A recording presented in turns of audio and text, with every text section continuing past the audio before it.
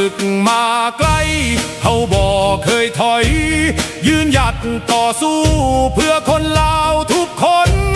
จากภูเขาสูงถึงลำน้ำโขงทุกตารางแผ่นดินเฮาสิรักษาไว้คำสัตย์สาบานดังก้องในใจ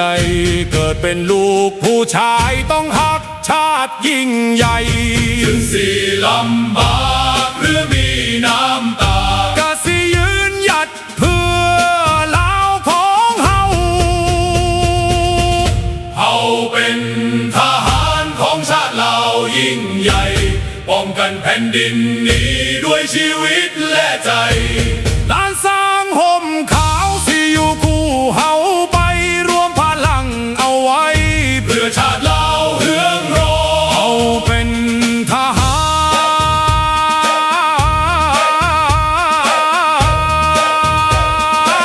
รของชาติลาวยิ่งใหญ่ป้องกันแผ่นดินนี้ด้วยชีวิตและใจ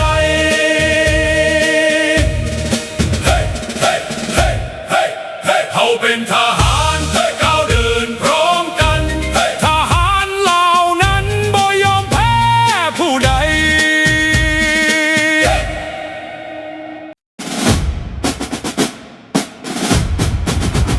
ศาสตร์เราตั้งแต่เดินมาขึ้นชื่อลือชาอยู่ในอาเซียนศาสตร์เราผูกพันไมตรีหวังสามัคคีฮักพ้องกันฮักชาติฮักประเทศเขาฮักเจ้าปกเกตเกษาฮักชาติฮักศาสนาแต่บุหารมาฮักษาดินแดนบ่ให้ชาติไทยมาล้วนฮาวีอบอุ่นญาติแย่งสิ่งเอาให้คืนเข้ามาลู่วุ่นวายสู้จนตัวตายต้านทานศัตรูสวยเสพสู้เลือดเนื้อเสียเผาฟื้นฟูผู้เอาบรรเทาทุกข์กันฮักศาสนาแต่บ่หันมาฮักษาดินแดน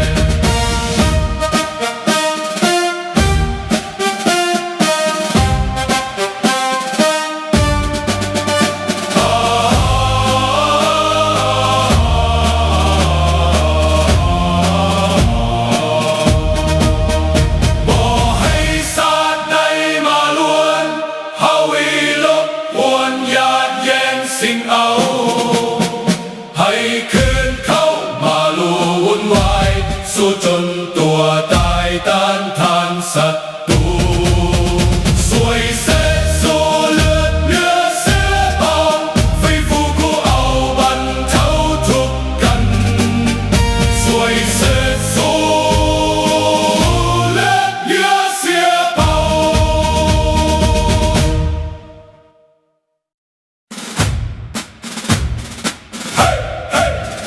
เราเดินพร้อมกัน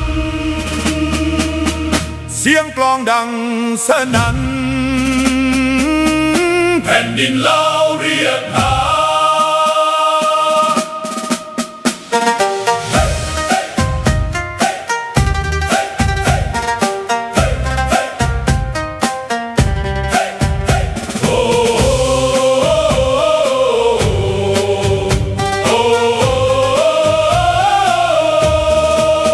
เป็นชายไว้ลายชายศาสตร์ทหารยืนหยัดเคียงข้างกันบ่หวั่นภัยใดเลือดเนื้อเฮานี้มอบให้แผ่นดินลาวล้านสร้างหุ้มขาวเฮาสิรักษาไว้เสียงแคนดังก้องฟ้าไกลยังได้ยินหัวใจฮักชาติบ่มีวันสั่นคลอนเฮาเป็นทหารของชาติลาวยิ่งใหญ่ป้องกันแผ่นดินนี้ด้วยชีวิตและใจล้านสร้างห่มขาวสิอยู่คู่เฮาไปรวมพลังเอาไว้เพื่อชาติลาวเฮืองรอ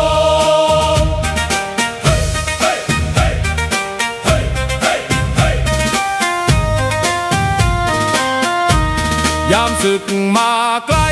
เฮาบ่เคยถอย ยืนหยัดต่อสู้เพื่อคนลาวทุกคน จากภูเขาสูงถึงลำน้ำโขงทุกตารางแผ่นดินเฮาสิหักษาไว้คำสัตย์สาบานดังก้องในใจ เกิดเป็นลูกผู้ชายต้องหักชาติยิ่งใหญ่ถึงสิลำบากหรือมีน้ำตากะสิยืนหยัดเพื่อลาวของเฮาเฮาเป็นทหารของชาติลาวยิ่งใหญ่ป้องกันแผ่นดินนี้ด้วยชีวิตและใจล้านสร้างห่มขาวสิอยู่คู่เฮาไปรวมพลังเอาไว้เพื่อชาติลาวเฮืองรอเฮาเป็นทหา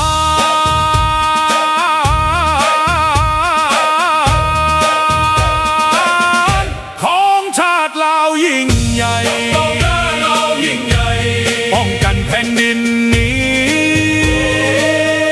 ด้วยชีวิตและใจ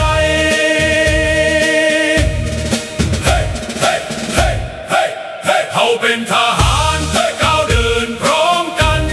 ทหารเหล่านั้นบ่ยอมแพ้ผู้ใด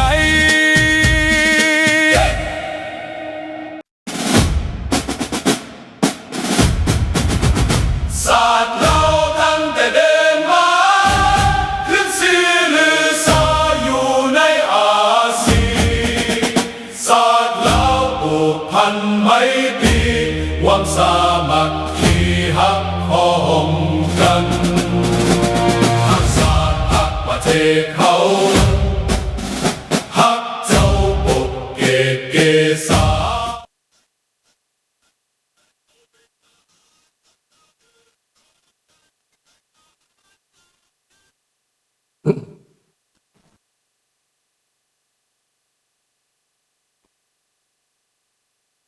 สบายดีพี่น้อง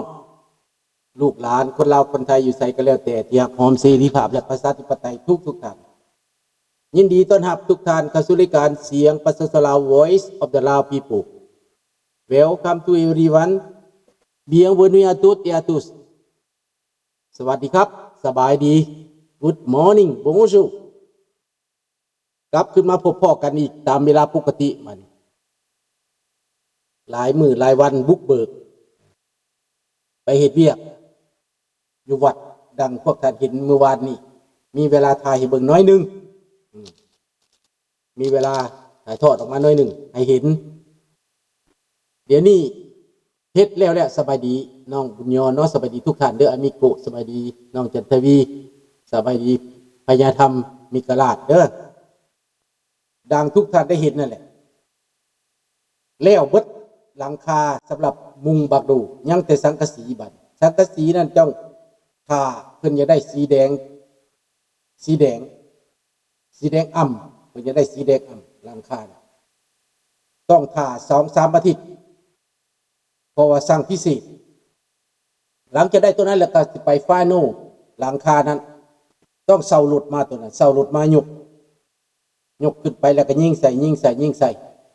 ตัวนั้นสิง่ายบ่ได้มากบ่ได้หยังตัวนั้นเอาจับใส่แต่เสาหลุดขึ้นก็ซ่าหลุดยกขึ้นไปโลดแปลว่าบีบเป็นน่ะรีโมทคอนโทรลขึ้นไปลงมากับบีบลงมาขึ้นไปตัวนั้นมันง่ายกว่าแปลว่าหลังจากนั้นแล้วก็จบหลังคาเนาะแล้วหมดแล้วหลังคา2-3 ด้านแล้วหมดแล้วใส่ขางเปลี่ยนขางใส่หลังคาใส่แป้นแล้วจังค่อยปูแผ่นแล้วจังค่อยมุงบักดูเรียบร้อยหมดเลยเด้อสบายดีทอนสบายดีบุญคงแต่ว่าคานลงมาจากหลังคาเมื่อวานลุงพ่อใหญ่บัวพันธุ์ก็คานลงมาคือกันพ่อใหญ่แก้วก็คานลงมาเมื่อยนักกว่านี่พ่อใหญ่ใส่ซอยได้ท่านใส่แล้วก็ท่านแก้วไปซอยเมื่อวานนี้2 คนซอยพวกข้าพเจ้าบุกทั้งม่างทั้งใส่ขางทั้งมุงว่าซั่นไปลุยเมื่อวานนี้4 คนนั่นแหละหลังจากเฮ็ดเวียกแล้วลงมากัน โอ้ยว่าสันเติมแห้งในท้อนว่าสันพ่อใหญ่บัวพันธุ์ว่าเติมแห้งในท้อนว่าสันอยากกินก้อยปลาโซมงว่าสันเลยสั่งปลาโซมงมาก้อยให้เพิ่นกินเพิ่นกลับมาฮอดบ้านก็10 โมงเลยพอดี10 โมงก้อยปลาโซมงให้เพิ่นเติมแห้งให้เพิ่นอีตนผู้เฒ่าเนาะเฮ็ดเวียกบ่เคยเฮ็ดเวียกนักปานนี้แหละเบิดมือไปเฮ็ด2 มื้อซ้อนมื้อมือจนคานลงมาแต่ว่าอนุโมทนาสาธุบุญนำกันเด้อพี่น้องเด้อได้บุญได้กุศลได้หลายผู้เบิ่งผู้ชมและผู้ให้กำลังใจก็ได้กุศลคือกันเด้อมื้อนี้ก่อนจะเข้ารายการนี้จะให้ฟังสบายดีคำพรสบายดีทุกท่านเนาะจะให้ฟังก่อนจะเข้ารายการนี้ให้ฟังอันนี้ก่อนญาทานพระมหางอนนี่ก่อนจะฟังเด้อก่อนจะเข้าคำเบ้าสัตว์ขอโทษ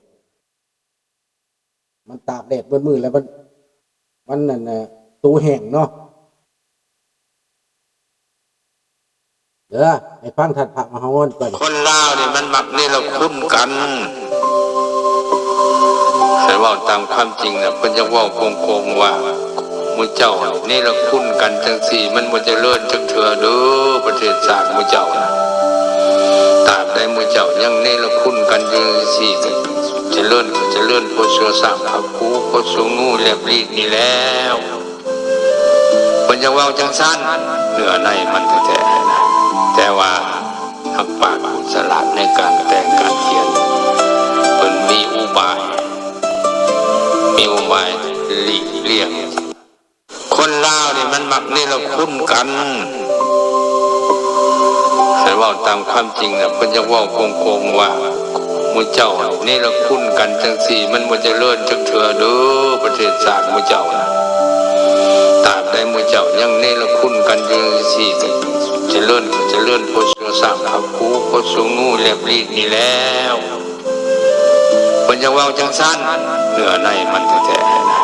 แต่ว่าหักปากฉลาดในการแต่งการเขียนเพิ่นมีอุบายหลีกเลี่ยงคนลาวนี่มันมักอย่าทานงอนเพิ่นว่าคนลาวมักนี่ละคุณกันแม่นเห็นวะสิบ่แม่นจังได๋